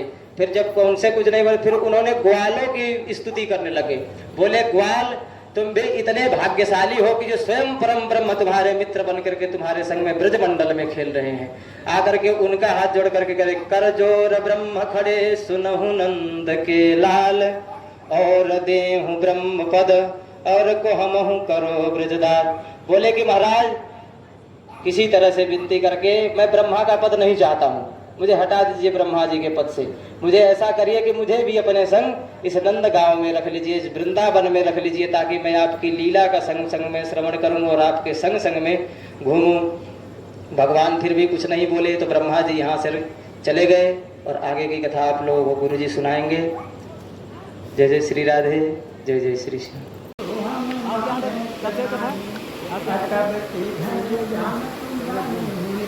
मेरे स्वामी के आगे पधारे हो जाने, हमारे पत्र से जब भिक्षा मांगे, कल्याण से करण मांगे, तो भगवान इतनी कृपा की है अपने भक्तों के ऊपर, उसे ना तो पावर दे देते हैं कि परमात्मा से भी वह भाव या करके कुछ न कुछ कह रहता है। ऐसा हाल होना नहीं चाहिए। बर्थडे मनाना है कि को पाया वह अभी बनेगा ना, वो अब जन्मदिन के साथ सुना रहे हैं। मत्था नीचे कर लेते हैं। उसके बाद उनकी राजमाता से पूछते हैं, मैंने भिक्षा मांगना पड़ा तो मेरी कितनी बड़ी सौभाग्य की पुत्रवती युवती जय सोई, रघुवर भक्त जात सुत होई। वही पुत्रवती है जिसका पुत्र परमात्मा में के प्रति उसका लगाव है। और मैं आज सौभाग्यवती मेरा है, वो सौभाग्य है कि मैं इस जो भी मेरे समक्ष आप आकर के क्या नाम खड़े हुए हैं और आपका दर्शन हो रहा है, तो मैं प्रभु आपसे कुछ नहीं मांगती हूँ, बस यही मांगती हूँ आपकी कृपा कटाक्ष मेरे परिवार के ऊपर बना रहे। तब राजा बलि से कहते हैं, भक्तवर आप ही कुछ मांग लें। तो राजा बलि कहते हैं कि प्रभु पहले हमें बंधन से मुक्त करिए, बंधन से जब मुक्त करेंगे तब हम आगे की और आगे कथा बढ़ाएंगे। जब बंधन से मुक्त करते हैं भगवान, तब राजा बलि कहते हैं प्रभु आप ये बताएं, दानी बड़ा है कि दाता बड़ा है? तो इन्हें लेने वाला बड़ा कि देने वाला? तब भगवान कहते हैं देने वाला बड़ा है। तो कहते हैं प्रभु तो हम यही प्रार्थना करते हैं तो जिस रूप में आप आए थे उसी रूप में पहले परिणित हो जाए। तो फिर भगवान 52 अंगुल का छोटा सा रूप धारण करके हो गए। तो सारी वस्तुएं खो दिए थे, सारी संपत्ति चली गई थी, क्या नाम है राजा बलि की, लेकिन विवेक नहीं दिया था। धर्म में इतना वित्तो पावर होता है कि जो व्यक्ति धार्मिक होता है उसका आत्मबल बना रहता है, आत्मबल कभी खत्म नहीं होता है। इसलिए वह कहते हैं प्रभु मेरी ये शरीर अभी बाकी, इस शरीर को ही आप बना लीजिए। तो तुरंत राजा बलि लेट जाते हैं और भगवान उनके शरीर पर अपना पैर रखते हैं और उनके शरीर को भी नाप लेते हैं कि राजा बलि की दुआरिया हो भिखरिया बन के राम, तीन लोग बदन क्या चलेंगे, अभी आएंगे क्या गुड़का लेने गए मेहमान आए थे ठहरने, लेकिन यहाँ सदा खड़ा रहते हैं। तब राजा बलि हाथ जोड़ करके फिर चरण स्पर्श करते हैं, कहते हैं कि बेटा अब तुम्हारी जो अभिलाषा हो उसके अवश्य मैं पूर्ति करूँगा। तो कहते हैं सरकार दरवाजे के क्या राजमहल के 52 दरवाजे हैं, मैं सुबह जिस दरवाजे से निकलूँ बस इस बाकी छठा का दर्शन उसी दरवाजे पे आपका होना चाहिए। तो भगवान कथास्थ कर देते हैं। इसके बाद यह धीरे धीरे सूचना बैकुंठ धाम में जब पहुँची है तो वहाँ पे देवी लक्ष्मी जी बहुत दुखी हुई है। इसके बाद नारद जी का पादार्पण होता है। नारद जी के द्वारा जब संदेश मिलता है कि वह राजा बलि के दरबार वहाँ पे दरबार में वह भगवान जाके चपरासी बन गए हैं, तब यह हाथ जोड़ करके प्रार्थना करती हैं माँ लक्ष्मी कहती हैं ये जीव के नहीं सजी हैं प्रभु कि संत सगो अरे गुरु सगो अंत सगो है राम परशुराम ने जीव को तीन ठोर विश्राम। तीन इसके सगे नहीं है कि माया सगी न तन सगो सगो ने संसार परशुराम ने जीव को सगो तुकी जनहार। तो आपको उपाय बताइए। तब नारद जी कहते हैं देवी सामने श्रावण का माह आ रहा है और इसमें सभी बहनें जो अपने भाई को मानने के राखी जाती हैं। आप भी जा सकते राजा बल के बहन के जेठानी दौरान कुछ बन के जाए और उनसे भगवान को मुक्त कराएं। तब ये श्रावण के महीने में पूर्णिमा के रक्षाबंधन के दिन महारानी जाती हैं राजा बल की बहन की जेठानी बन करके और वहाँ पर जब राखी बांधती हैं इसके बाद वह बहुत खुश होते हैं और देने के लिए कहते हैं कि जो भी आपकी इच्छा हो आप पहली बार हमारे यहाँ आई हैं हम सब कुछ देंगे। तब कहते भैया मुझे कुछ नहीं चाहिए, मैं केवल यही चाहती हूँ कि जो मेरी हार्दिक अभिलाषा है मैं किसी कोई आकाश का तारा नहीं मांगूंगी लेकिन जो आपके पास उपलब्धि है वही मांगूंगी। तो कहते हैं ठीक है मैं अपना प्राण दे सकता हूँ। कहने का मैं प्राण नहीं मैं प्राण नहीं लूँगी लेकिन हाँ आपकी प्रिय वस्तु को अवश्य ले लूँगी। तब वह राजा बड़े हाथ जोड़ के कहते हैं इशारा करिए। तब जब भगवान बामन की तरफ इस तरह से अमीरा निर्देश करती हैं तो भगवान बामन की तरफ देख करके राजा बड़े भाव विभोर हो जाते हैं। इतना भाव विभोर हो गए कि शरीर रोमांचित हो गया, आंखों से आंसूपात की झड़ी लग गई। सामने देखते हैं इधर माँ लक्ष्मी अपने रूप से हो जाते हैं जो बहन रूप से आए थे, भगवान बामन जो अपने रूप में हो जाते हैं। दोनों के देख करके उसके पैरों पर साष्टांग दंडवत पड़ जाते हैं। कहते हैं हे प्रभु बस इतनी ही आपकी है की कृपा है कि आप हमारे इस रसातल में आकर के हम इस दीनहीन और क्या नाम है नीच यानी जो के ऊपर होने वाले के ऊपर की कृपा की बस इसी तरह कृपा बनी रहे। बोलिए भगवत्तल भगवान की जय। हरे राम राम राम हरे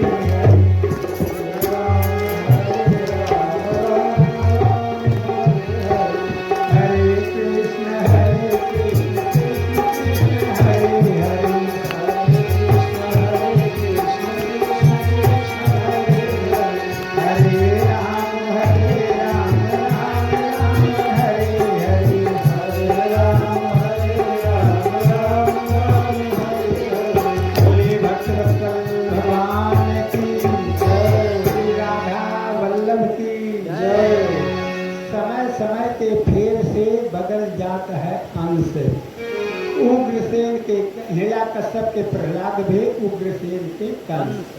कभी तो किसी का पिता ही धर्मात्मा होता है, पुत्र दुराचारी निकल जाता है। जैसे पिता हिरण्यकश्यप जो है दुराचारी निकल गया, प्रहलाद भक्त हो गया। इधर उग्रसेन जो धर्मात्मा हुए इनका पुत्र जो है कंस दुराचारी निकल गया है। तो यह है हमारे छोट छोट बनाए कि लगातार बनाए यह देवकी इनकी बहन लगती थी कंस की। तो यह आकाशवाणी के माध्यम से पहले तो यह बड़ा दुराचारी था और समाज में इसका बड़ा नाम था। पिता को कारागार में डाल करके अपने गद्दी पर बैठ गया था। तो जब चारों तरफ क्या नाम दुराचार उसका फैलने लगा तो जब बहन देवकी सियानी हो चुकी थी तो सोचा कि कुछ हम धर्म कर्म समाज में दिखावें जिससे जनता में हमारे प्रति यह भाव उत्पन्न हो। यहाँ दुराचारी ही नहीं कुछ धार्मिक भी हैं और धर्म भी है इनमें। ऐसा भाव ला करके वह कहा कि हम बहन की शादी करने के लिए रचा और देवकी की शादी हुई बस्ती के साथ। और यह रथ लेकर के जब चलने लगा पहुँचाने के लिए तब आकाशवाणी होती है कि वो दुराचारी दुष्ट कंस जिस बहन को इतने लाल प्यार से तू लेकर के जा रहा है इसे इसके 8वीं संतान के माध्यम से तुम्हारा सर्वनाश हो जाएगा। तो जब ये सुना तो ये तो ठहराव था का वो खो ये तो सब देवता भी झूठ बोलते हैं। पहले तो ऐसा नहीं हुआ था लेकिन जब ये इसके हो सकता है सत्य बात हो ऐसा सोच करके कहा कि हम न रह बांस न बड़ी बांस हो। ऐसा सोच करके सोचा देवकी का केस पकड़ लिया क्या वो दीवार वो सामने को लगाओ। कर दिया। कैसे हाथ पिन पकड़ लगाओ। लिए बसदेव जी कहे महाराज आप हमारे बारे में दो पिन भली लगाओ। भांत परिचित हैं। मैं आपके सामने सब सौगंध रखा रहा हूँ कि जितनी भी मेरी संतान होगी सब आपके हवाले करूँगा। लेकिन इस अबला एक तो आपकी विवाहिता है, नवविवाहिता है और बहन है और स्त्री है, इसलिए आपको यह राजा होकर के शोभा नहीं दे रहा है इसका प्राण। काल तो सबके आता है, कोई मृत्यु लोग कोई बचने वाला है। न बच्चे को पंडित वेद पढ़े, न बच्चे को उठाएगा, न बच्चे को जंगल बास किए, न बच्चे को शीत बढ़ाएगा। दिन चारी छलावल तुलसी नर नाहक, कौतुक ठाक ठका, भला जो कहूँ सिया राम भजो नहीं आई अचानक, काल है दशा तो दो बातन को भूल मत, जो चाहत कल्याण। नारायण एक मौत को दूजे श्री भगवान। एक परमात्मा को नहीं भूलना चाहिए, दूसरा मौत को। वह धीरे धीरे जन्म तो सिरात जात जैसे लोहा तावरे, जैसे माताएं बहनें चूल पर से तावा उतार देती हैं, क्षण प्रति क्षण ठंडा होता जाता है। उसी तरह जिस दिन से हम जन्म लिए एक एक दिन हमारा खसक रहा है, एक दिन वह दिन आ जाएगा कि हम यहाँ से अलविदा हो जाएंगे। इसलिए दो बातन को भूल मत, जो चाहत कल्याण। नारायण एक मौत को दूजे से भगवान की मौत निश्चित समय से आ जाएगी। और इसलिए हम परमात्मा का चिंतन करते हुए संसार की भलाई करते हुए यहाँ से अलविदा हों, जिससे समाज में हमारी प्रतिष्ठा मान बना रहे। बोले कृष्ण गुरुदेव भगवान की। तो इसके बाद एक एक करके क्या नाम है 7 पुत्र उत्पन्न हुए देवकी से। सबको पकड़ कर पहले पुत्र को जब ले करके वसुदेव जी पहुँचते हैं तो ये सोचा ये तो बड़े भारी धर्मात्मा है, ईमानदार है, कहना अच्छा लेके चले जाओ। अब ये नहीं, हमारा तो काल 8वां है, हम 8वें के देखेंगे समझेंगे। तब तक नारद जी सोचे कि ये तो धर्मात्मा बनेगा, तब तो बहुत देरी में भगवान का अवतार होगा। आ करके हम यहाँ पे नारद जी पहुँच गए, कहें अरे मूर्ख 4 खाना 4 पंखुड़ी बताए, तो एक पंखुड़ी पर मीट कहे रखो, कहीं इधर से गिनो कौन आके जिधर से गिनाना तिधर वही 8 नंबर आ जाए वहाँ पे, कहीं इसलिए कोई ठिकाना नहीं तो कब किसके अवतार जन्म ले लें, इसलिए तुम किसी को मत छोड़ो, सबको साफ करो। तो वह सबको साफ को 6 को मार दिया।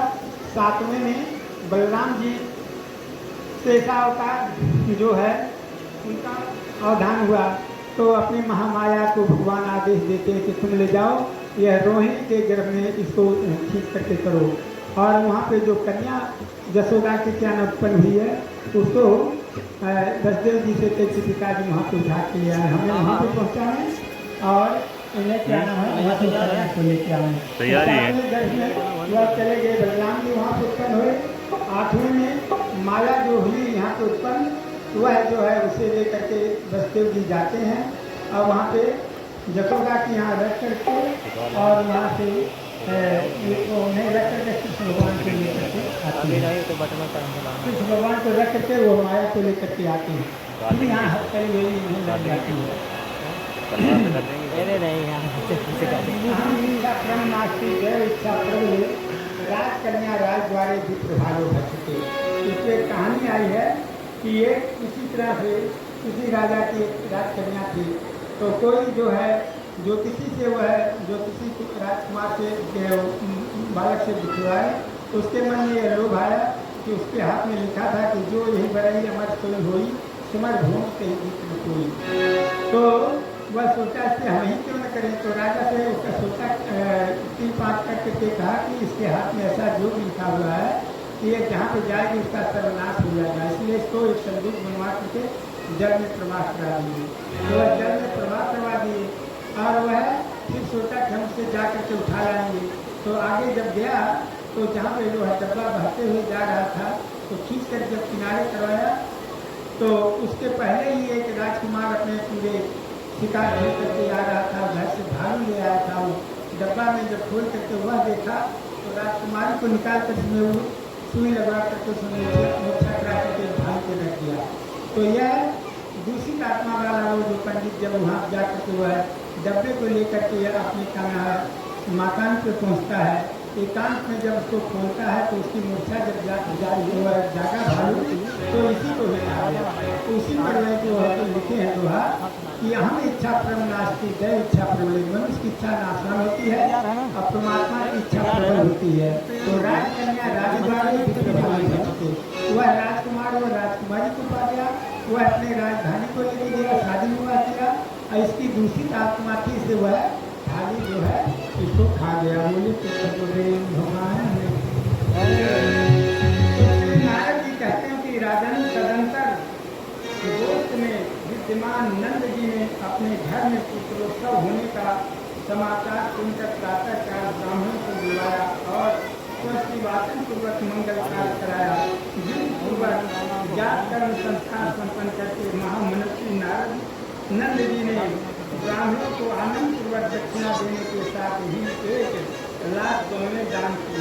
1 कोस लंबी भूमि में 7 धनुष के पर्वत खड़े किए गए, उनके शिखर रत्नों और सुवर्णों से सज्जित किए गए, उनके साथ सरस उसमें पदार्थ भी थे। ये सब पर्वत नंद जी ने जीवित भाव से ब्राह्मणों को दान दे दिए। मृदंग बीड़ा शंख और गुंडुरी आदि बाजे बारंबार बजाए जाने लगे। नंद द्वार पर गायक मंगल गीत गाने लगे, वाद्यवृंदनाएं नृत्य करने लगी। पताकाओं सोने के कलशों सदाओं और सुंदर बंधनवारों तथा अनेक रंग के चित्रों से नंद मंदिर भावित होने लगा। सड़कें, गलियां, द्वार, देहलियां, दीवारें, आंगन और रेखियां चबूतरे इन पर सुगंधित सुनीति और सुरुचि 2 रानियां थी। राजा उत्तानपाद अपनी बेटी रानी सुरुचि से अधिक प्रेम करते थे, जबकि उन्हीं बड़ी रानी सुनीति उसे बहुत कम प्रिय करती, क्योंकि पहले जो बड़ी वाली रानी थी उनके कोई पुत्र की उत्पत्ति नहीं हुई, तो उन्होंने दूसरी शादी की थी जिससे सुरुचि की। तो उसके एक पुत्र हुआ जिसका नाम था राजकुमार उत्तम, और कुछ दिन बाद इनके भी एक पुत्र हुआ जिसका नाम था ध्रुव। सुरुचि के जिसका उत्तानपाद राजा ध्रुव को न प्यार कर उत्तम को ही अधिक प्यार करते थे। एक दिन राजा उत्तानपाद नामक पुत्र को गोद में लिए अपने सिंहासन पर बैठे थे। इधर ध्रुव जी देखे कि पिताजी का चाहे छोटा बच्चा हो चाहे बड़ा बच्चा हो, सबका प्रेम अपने पिता का बराबर तुल्य में होता है। वो बोला मैं भी अपने पिता की गोद में बैठूंगा। गोद में बैठने गए तो उनकी जो दूसरी माता जी थी सुरुचि, उन्होंने देखा उस बच्चे का हाथ पकड़ के सिंहासन से उतार दिया। बोले नहीं, तुम इस पे नहीं बैठ सकते हो। बोले अगर तुम्हें इस पर बैठना है तो भगवान के जाकर के तपस्या करो और भगवान से वर मांगो कि मैं आपके गर्भ से पैदा हूँ, तब जाकर तुम्हें सिंहासन मिलेगा। वो बेचारा रोते रोते अपने माता के पास में आया। माता जी बोले क्या हुआ? बोले मैं पिताजी के गोद में बैठने जा रहा था, माता ने हमारा हाथ पकड़ के उतार दिया। और उन्होंने ऐसे कटु वचन बोले कि अगर तुम्हें इस आसन पर बैठना है तो जाकर के भगवान का तपस्या करो, भगवान प्रसन्न होए तो उनसे वर मांगो कि अगर इस गद्दी पर बैठना है तो मैं आपके गर्भ में आऊं और आपके गर्भ से मैं जन्म लूं, तब जाकर के सिंहासन मिलेगा। उनकी माता अगर कोई दूसरी माता होती तो थोड़ा आवाज बोले कुछ नहीं, अगर व्रत करके या तपस्या करके अगर यही वर मांगना है कि पुनरअपि जननम पुनरअपि मरणम, तो फिर इससे तो ब्याह क्या मिलेगा कि फिर जननी के जठर में आओ, तो इससे नहीं। अगर तपस्या ही करनी है भगवान को तो स्वयं भगवान से मांगो और भगवान को मांगो। अगर किसी भी तरह के भगवान कहते हैं भगवान से क्या मांगो, भगवान के पास जाकर ये नहीं मांगना चाहिए कि भगवान मुझे पुत्र दे दो, या क्या भगवान को नहीं पता है कि आपको क्या चाहिए? वो तो भगवान तो सब कुछ जानते हैं, सर्वस्वरूपम सर्वमयी। भगवान को जब सब कुछ पता है कि आपको क्या चाहिए, फिर भी भगवान के सामने जाकर के उनको तो सब पता है कि इस भक्त को कहना चाहिए। इसलिए भगवान से जाकर के भगवान को मांगो, भगवान से नहीं मांगना चाहिए, भगवान को मांगो।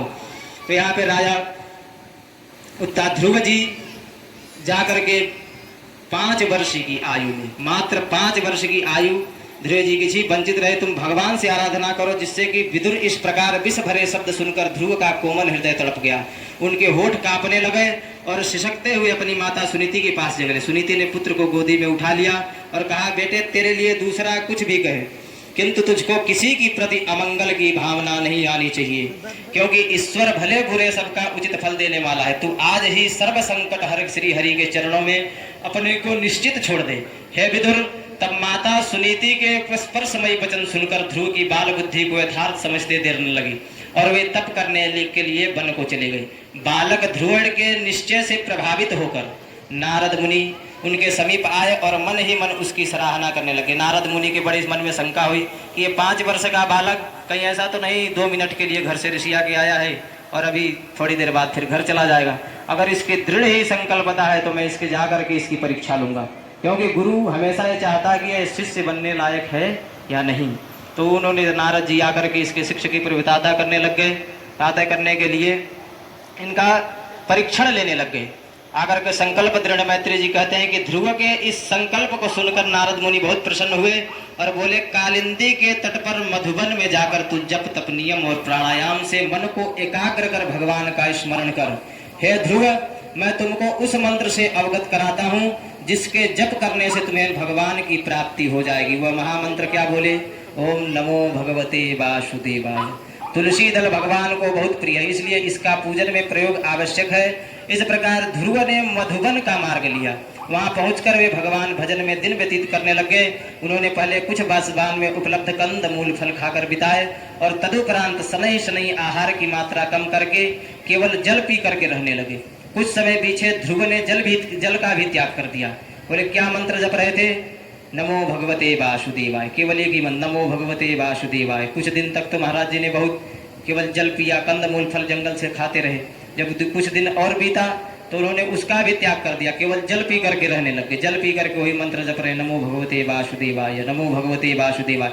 कुछ दिन बाद भी जल का भी परित्याग कर दिया, काम करके केवल जल पी करके उसका भी परित्याग कर दिया। तो वायु सेवन करने लगे, केवल वायु का सेवन करते करते रत हुए। इस प्रकार सत्यनिष्ठ ध्रुव ने धीरे धीरे अपने सभी इंद्रियों इच्छाओं को वश में करके पैर से खड़े रहकर अपनी वृत्तियों को ब्रह्मचरित में लीन कर दिया।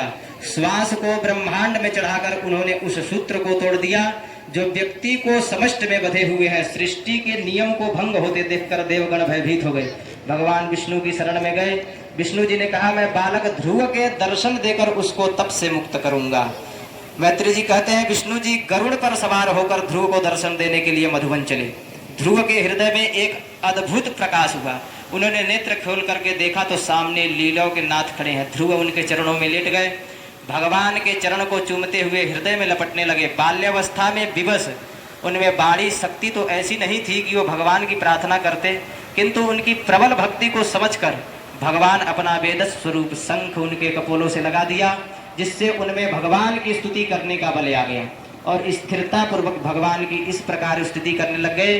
हे भगवान, आप एक होते हुए भी अनेक होकर कण कण में स्फूर्ति और चेतना का संचार करते हैं। सत असत, ज्ञान और अज्ञान सभी के मूल प्रेरक आप ही हैं। ब्रह्मा जी ने सृष्टि के विभिन्न सूत्रों को जोड़कर चराचर की रचना की है। आपके अंश से उत्पन्न सृष्टि के जीव और सब जीवों में श्रेष्ठ मनुष्य। बोले कि मनुष्य ही ऐसा जन्म है जो अपने जन्म मरण को बंधन से छुटकारा पा सकता है। बाकी और कोई जन्म का ऐसा वर्णन नहीं किया, केवल मनुष्य जन्म। लिप्ता से पढ़कर अपनी मूल शक्ति को भूलने लगते हैं, तभी उनका पतन शुरू हो जाता है। इस कारण मेरी प्रार्थना है कि आप मुझे ऐसी सद्बुद्धि दें जिससे आपके चरणों में मेरा एक सा अनुराग सर्वदा बना रहे। तब भगवान ने प्रसन्न होकर वरदान दिया कि 1000 वर्ष तक तुम जितेंद्रिय होकर पृथ्वी की रक्षा करोगे। तुम्हें शीघ्र ही सप्तर्षि मंडल के ऊपर प्रतिष्ठित कर दूंगा, जहां जाकर प्राणी फिर नहीं लौटता है। तब से आज तक भी ध्रुव तारा के नाम से ध्रुव जी चमकते हैं। बोले ध्रुव भगवान की। मैत्री जी कहते हैं, इस प्रकार बालक ध्रुव का प्रसन्न कर गरुड़ध्वज भगवान अपने स्थान को चले गए। तब ध्रुव को आत्मग्लानि होने लगी कि मैं श्री हरि से आत्म कल्याण की याचना न कर सका। बोले कि मैं इतना प्रविष्ट हो गया था केवल गद्दी के चक्कर में कि मैं भगवान से उनके चरणों की अनुशक्ति नहीं मान सका। मैं केवल इतना बड़ा आसन ले लिया कि आत्म कल्याण की याचना न कर सका और नश्वर वस्तुओं को ही पाकर प्रसन्न हो गया। निश्चय है कि देवताओं ने मेरी तपस्या से ईर्ष्या की और मेरी बुद्धि को दूषित कर दिया। सत्य है, दरिद्र मनुष्य चक्रवर्ती सम्राट को भी पाकर पूषा की मांगता है। राजा उत्तानपाद को जब यह समाचार मिला तो पहले तो उन्होंने विश्वास ही नहीं हुआ कि जैसे कोई मरकर लौटने वाले का विश्वास नहीं करता है, किंतु नारद का वचन उन्हें स्मरण हो आया जो वे पहले राजा से आकर कह गए थे। अतः उन्होंने पूरे राजकीय व्यवस्थानुसार बड़ी धूमधाम से ध्रुव का स्वागत किया रानी सुनीति और सुरुचि भी एक पालकी में बैठी और पुत्र उत्तानपाद को गोद में बैठाकर नगर के पास लाई। राजा उत्तानपाद पुत्र ध्रुव को हृदय से लगाकर दीर्घ निश्वास लेने लगे, बार बार उनका मस्तक चूमने लगे। बालक ध्रुव ने माता पिता को प्रणाम कर आशीर्वाद लिया। माता सुरुचि उन्हें हृदय से लगाकर बहुत प्यार करने लगी। माता सुनीति की तो सारी व्यथा ही दूर हो गई। लोग कहने लगे कि रानी तेरा बड़ा भाग्य है, तेरा पुत्र इष्ट के समान है, या पृथ्वी मंडल की रक्षा करेगा।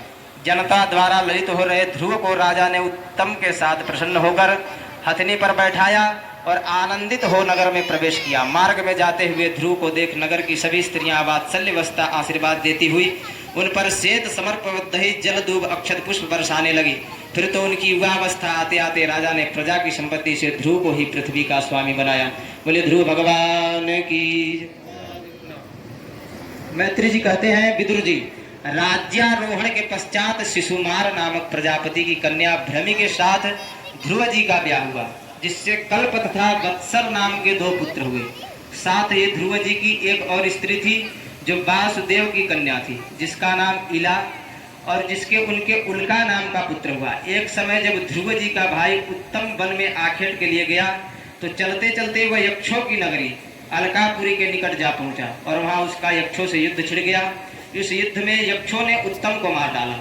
तब भाई की मृत्यु से दुखी एवं ध्रुव को अल्पाहारी का गुह को यक्षों से युद्ध करने आए और युद्ध के निमित्त बड़े जोर से अपना शंख बजाया।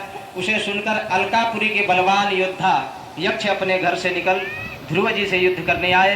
अपने विविध अस्त्रों का प्रहार करते हुए ध्रुव जी को क्षत विक्षत कर ऐसा मर्माहत कर दिया कि जिससे कि वे सर्वथा ही मृतक के समान हो गए। यक्षों की घोर बाण वर्षा से ध्रुव जी का रथ लुप्त हो गया। गगनवासी देवताओं में हाहाकार मच गया और लोग कहने लगे कि हा हंत मनुवंश के सूर्य रूप ध्रुव जी मार डाले गए।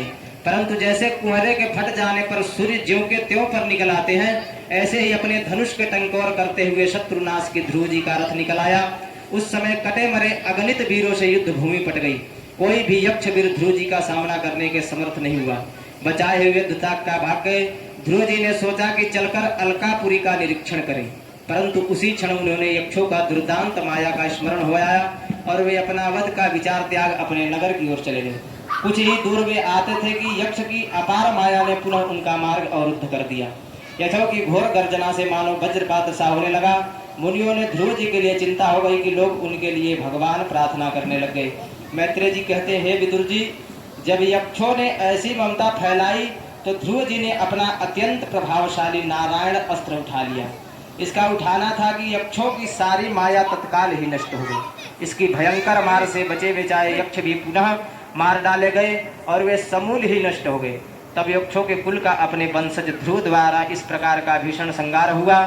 देख पितामह स्वयंभू मनु ऋषियों के साथ ले उस पर्वत पर उनके पास आए और बोले, हे वत्स, यह तुमने क्या किया है? हे मातृवृत्त, तुमने अपने एक भाई के लिए कितने ही यक्षों का मार डाला। तुम्हारे जैसे विष्णु भक्त के लिए कर्तव्य उचित नहीं है। तुम शरीर को आत्म क्यों मानते हो? और पौत्र, तुमने यक्षों को मारकर शिव जी के सखा कुबेर का बड़ा अपमान किया है। अतः तुम कुबेर जी के पास जाकर उन्हें प्रणाम कर अपने नम्र वचनों से शीघ्र उन्हें प्रसन्न करो, अन्यथा ऐसे महात्माओं के तेज से हमारे वंश का बड़ा तिरस्कार होगा। इस प्रकार अपने पौत्र ध्रुव को सिखलाकर स्वयंभू मुनि ऋषियों सहित पुनः अपने धाम को लौट गए। मैत्री जी बोले, हे विदुर जी, राजा ध्रुव के पास कुबेर जी स्वयं ही वहां आ गए। उन्हें देखकर ध्रुव जी ने प्रणाम किया और कुबेर जी से आशीर्वाद देकर कहा, हे ध्रुव, तुम निष्पाप हो। मैं तुम्हारी इस वीरता से बहुत प्रसन्न हूँ और इससे जो मुझे और भी प्रसन्नता हुई है कि तुमने अपने पितामह की बात मानकर हमारे अनुगामी यक्षों को मारना एवं उनसे बैर करना त्याग दिया। हे ध्रुव महाराज, यदि आप मुझ पर प्रसन्न हैं तो मुझे यही वर दीजिए कि भगवान विष्णु के चरणों में मेरी अविचल भक्ति होवे। कुबेर जी ने कहा, एवं मस्तु, ऐसा ही होगा। परम धार्मिक ध्रुव ने भगवान विष्णु की कृपा से 1000 वर्ष तक सूर्य पर पृथ्वी का राज्य किया। पश्चात अपने पुत्र उत्कल को राज्य दे बद्री का आश्रम की यात्रा की। वहां जाकर उन्होंने गंगा में स्नान किया और संसार की माया को भूलकर भगवान के चरण में अपने को लीन कर लिया। एक दिन ध्रुव ने देखा कि आकाश मार्ग से एक दिव्य विमान पृथ्वी पर उतर रहा है, जिससे 4 भुजाएं वाले सुंदर श्याम वर्ण के 2 किशोर खड़े हैं। भगवान के पार्षदों को देखकर ध्रुव सहसा अपने स्थान पर खड़े हो गए और बड़ी नम्रता से स्तुति करने लगे। वे पार्षद नंद और सुनंद थे। ध्रुव की स्तुति सुनकर उन्होंने कहा, हे राजन, हम जगत के नियंता भगवान विष्णु के दो गण हैं। भगवान ने आपको जो पद दिया है वो बड़े बड़े मुनियों को भी दुर्लभ है। भगवान ने आपके लिए विमान भेजा है, आप इस पर चढ़कर स्वर्ग को चलिए। महात्मा ध्रुव जैसे ही विमान पर बैठे कि समस्त देवलोक में मंगल गान होने लग गए। जब स्वर्ग को जा रहे थे तो उन्हें अपनी माता का स्मरण आया। तब भगवान के पार्षदों ने बताया कि आगे देखिए, दूसरे विमान में बैठे आगे आपकी माता भी जा रही। इतनी कथा सुनकर विदुर जी ने मैत्रेय जी से पूछा, राजा ध्रुव के पुत्र और पौत्रों के उत्तम यश को मुझे सुनने की कृपा कीजिए। मैत्रेय जी बोले, हे विदुर, जैसे ध्रुव परम धार्मिक और ईश्वर भक्त थे, वैसे उनके पुत्र उल्कक भी बड़े ही धर्मनिष्ठ हुए। इतने शांत रहते थे कि संसारिक जन उन्हें अंधा बहरा तथा गूंगा समझते थे। इस कारण वृद्ध मंत्रियों ने उनके छोटे भाई वत्सल को राज बनाया। फिर स्वार्तिक नामक कन्या से उनका विवाह हुआ, जिससे उनके पुरुषांग तिमकेतु इव उर्ज और वसु जय के 6 पुत्र उत्पन्न हुए। फिर उष्मास का विवाह हुआ, जिसके प्रभा और दोषा नामक 2 रानियां हुई, जिसमें प्रभा से प्रातःकाल, मध्याह्न और सायंकाल ये 3 पुत्र हुए। दोषा से प्रदोष, निशीथ और सुष्ट से भी 3 हुए। इनमें से प्रथम व्युष्ट का विवाह पुष्करणी नामक कन्या से हुआ, जिससे सर्पतेज नामक एक पुत्र उत्पन्न किया। सर्पतेज ने आकुति नामक अपनी स्त्री से चक्षु नामक मनु को उत्पन्न किया। मनु का विवाह नौडल से हुआ, जिससे पुरु, कुत्स, जित्र और दुम्न, सत्वान, ऋतु, व्रत, अग्निष्टोम, अत्रिरात्रि, प्रदुम्न, शिव, उल्कुक ये 12 पुत्र उत्पन्न हुए। फिर इसी उल्मुख से उसके पुष्करणी नामक स्त्री से अंग, सुमनसा, ख्याति, ऋतु, अंगिरस, गय ये 6 पुत्र हुए, जिनसे प्रथम अंग की सुनीति नामक स्त्री से एक बड़ा ही उग्र स्वभाव वाला पुत्र उत्पन्न हुआ, जिसका नाम बेन था। इसने राजा अंग का बड़ा ही दुख दिया और जिससे दुखी होकर उन्होंने वैराग्य ले लिया। राजा को अभाव में प्रजा व्याकुल हो गई, जगह जगह उपद्रव होने लगे। यह देख नारायण भगवान ने अपने अंश से पृथ्वी आदि को राजाओं को उत्पन्न किया। विदुर जी ने पूछा, हे भगवान, सदाचारी ब्राह्मण भक्त सज्जन महात्मा राजा अंग के अदृष्ट प्रजाएं क्यों हुई? यदि पापी भी राजा हो तो प्रजाओं को उसका अनादर नहीं करना चाहिए, क्योंकि राजा अपने तेज से लोकपालों का तेज धारण करता है। हे ब्राह्मण, आप सुनीत के पुत्र बेन के इस चरित्र को मुझ श्रद्धालु से कहिए। मैत्रेय जी ने कहा, महर्षि अंग ने एक महान यज्ञ किया था, जिससे आमंत्रित देवगण नहीं सम्मिलित हुए, जिससे राजा को बड़ी चिंता हुई। तब ऋषियों ने यजमान अंग से कहा, राजन, तुम्हारे हवन किए हवि को देवगण नहीं ग्रहण करना चाहते। ऐसे हम लोगों ने तो इस जन्म में आपसे किया हुआ कोई अपराध नहीं जाना है, परंतु कर्म साक्षी देवता जानते होंगे, जिस कारण वे अपना भाग नहीं ग्रहण कर रहे हैं। मैत्रेय जी ने कहा, ब्राह्मणों की ऐसी बाणी सुनकर यजमान राजा अंग को बड़ा दुख हुआ। उन्होंने सदस्यों की आज्ञा ली, उनसे उनका कारण पूछा और कहा, आप सभी सभापति हैं, अतः मुझे बतलाइए कि यहाँ आवागमन करने पर भी देवता क्यों नहीं आते और अपने भाग को क्यों नहीं ग्रहण करते हैं? अतः मेरा पाप बतलाइए। सभापतियों ने कहा, यह केवल पूर्व जन्म का एक पाप है। बोलिए महाराज, पूर्व जन्म का भी पाप लगता है? बोलिए हाँ। कैसे? बोले कैसे? बोले महाराज, भीष्म पिताजी को 100 वर्ष का 101 वर्ष का पाप लगा था। बोले मरण संज्ञा पर जो उन्होंने तीर पर लेटे थे। बोले महाराज, आज हम अपनी दृष्टि से देखते हैं कि हमने 100 जन्म तक कोई ऐसा पाप नहीं किया जिसको हमको इतना बड़ा दंड मिला। बोले भगवान बोले कि अपने दृष्टि से 101वां जन्म देखिए। तो जब उन्होंने दिव्य दृष्टि से देखा 101वां जन्म, तो उन्होंने एक सर्प को मार करके कांटे पर टांग दिया था। तो उसी का प्रायश्चित उन्हें 101 वर्ष में भोगना पड़े। तो बोले महाराज, ये आपके पुनर्जन्म का पाप है जो आपको यहाँ भोगना पड़ रहा है, जिससे आप पुत्र रहित हैं। उसके परिहार्थ जो ही श्री भगवान विष्णु के नाम से पुरोडस की आहुति ही, तो अग्नि से सुवर्ण की माला तथा निर्मल वस्त्र पहने सुवर्ण के पात्र में सिद्ध खीर लेकर एक पुरुष निकला। राजा ने ब्राह्मणों की आज्ञा से उस खीर को अपने हाथ में लिया और उस उदार विद्धि ने उसे सूंघकर प्रसन्नता पूर्वक अपनी स्त्री को दे दिया, जिसे खाकर उसने पति से गर्भ धारण किया और उस समय आने पर पुत्र उत्पन्न किया। उस पुत्र ने बात्य उल्लास से अपने नाम मृत्यु का स्मरण किया, जो अधर्म का अंश है अथवा अधार्मिक हुआ। राजा अंक ने अपने दुष्ट पुत्र को देखकर उस पर नाना प्रकार का शासन किया, फिर भी कोई बदलाव न देखकर गृहाश्रम से विरक्त होकर मध्य रात्रि में ही वन को चल दिए। प्रजा, पुरोहित, मंत्री तथा मित्रगण अपने राजा को पृथ्वी पे खोजने लगे, किंतु उनके मार्ग को न प्राप्त कर सके। उत्साहित होकर नगर को लौट गए। मैत्रेय जी ने कहा, राजा अंग के न रहने पर बेन को पृथ्वी का राजा बनाया गया। तब अत्यंत कठिन शासन करने वाले बेन को राजा हुआ सुनकर सारे चोर वैसे ही छिप गए जैसे सांप के भय से मृषक छुप जाते हैं। बेन राज सिंहासन को पाकर आठों लोकपालों के ऐश्वर्य से उच्छल हो अपने मुख अपनी प्रशंसा करता हुआ पूज्यों का अनादर करने लगा और अंकुश से रहित मतवाले हाथी की तरह अभिमानी होकर रथ में बैठकर पृथ्वी तथा आकाश को कंपित करता हुआ घूमने लगा और कहने लगा, हे ब्राह्मणों, आप लोग न कहीं यज्ञ करें, न दान दें, न हवन करें। इस पर मुनि लोग अपने क्रोध को छिपाकर बेन के पास जाकर शांति पूर्वक वचनों से समझाकर उससे कहने लगे, हे राजन, हम लोग तुम्हारी आयु, लक्ष्मी, बल तथा कीर्ति को बढ़ाने वाले जिन वचनों को कहते हैं उन्हें तुम सुनो। राज्य के, राष्ट्र तथा नगर में वर्ण और आश्रम के धर्मों से युक्त मनुष्य अपने अपने धर्म से युक्त यज्ञ पुरुष भगवान विष्णु का भजन करते हैं। हे महाभाग, अपने धर्म युक्त शासन में स्थित रहें और ऊपर प्राणियों के उत्पन्न करने वाले विश्वास भगवान विष्णु प्रसन्न हो जाते हैं। अतः आपको यज्ञादि अनुष्ठान बंद करके देवताओं का तिरस्कार नहीं करना चाहिए। तब राजा बेन के कहा कि जो मनुष्य राजा रूपी ईश्वर का अनादर करते हैं वे इस लोक में तथा स्वर्ग लोक में कल्याण प्राप्त नहीं करते।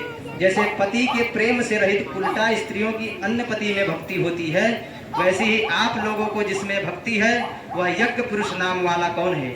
विष्णु, ब्रह्मा, शंकर, इंद्र, वायु, यम, सूर्य, मेघ, कुबेर, चंद्रमा, पृथ्वी, अग्नि, वरुण, ये तथा वरदान और शाप देने से समर्थ और भी जो देवता हैं वे सभी राजा के शरीर में रहते हैं, इसलिए राजा संपूर्ण देवता में रहता है। अतः हे ब्राह्मणों, आप लोग ईर्ष्या छोड़कर अपने अपने धर्मों से हमारा भजन करें। मैत्री जी ने कहा, अपने को पंडित मानने वाले बेन से अपमानित हुए उन ब्राह्मणों ने अपनी श्रेष्ठ प्रार्थना के भग्न को जाने पर उसके ऊपर क्रोध करते हुए कहा, स्वभाव से ही कठोर इस पापी को मार डालो। जिन भगवान की कृपा से ऐसे राजस्वरूप ऐश्वर्य को इसने प्राप्त किया है, उन भगवान की इस पापी बेन को छोड़ो और दूसरा कोई निंदा करेगा।